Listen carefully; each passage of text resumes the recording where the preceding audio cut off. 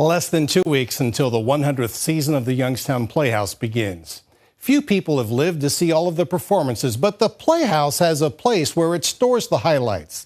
And today, a documentation is now available for people who want to learn about the Playhouse's history. Jack Ballantyne flips through a scrapbook from one of the first 100 years of the Youngstown Playhouse. The archive room is filled with items from its past. They all tell the story, showcasing the organization's first century. I think one of the most fascinating things was when the Playhouse started, way back in 24, they were hiring Broadway directors right off the bat to come in and direct shows for them. The first home for the Playhouse was in the Arlington Street Theater. It moved to its current home in 1959. The Playhouse has always been a popular place for Youngstown Community Theater. The performances include some of the biggest shows. At one time, it was called a beehive of activity. Ballantyne feels the best days are easy to recognize. Between the mid-60s, probably up through the mid-80s to the 90s when Bentley Lenhoff was here. He really knew how to run this place.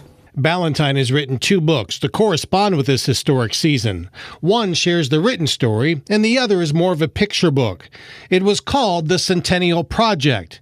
Each chapter covers a decade of what happened at the Playhouse, which was incorporated as Youngstown Players. A city proclamation recognized its 50th anniversary.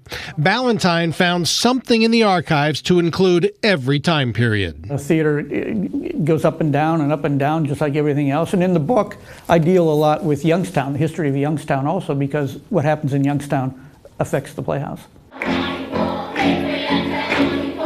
The 100th season is about to start. Ballantyne has dug through every scrap in the archive room to document the history. Now it's time to make history for the next century. Well, I hope they see it progress even further than it is now, than it did over the first 100 years. I hope they see a bigger boom than any of us can imagine. And if you're interested in the books or other parts of the Centennial Project, you can find it at centennialproject.org. Now, the 100th season opens August 23rd with the Carole King musical.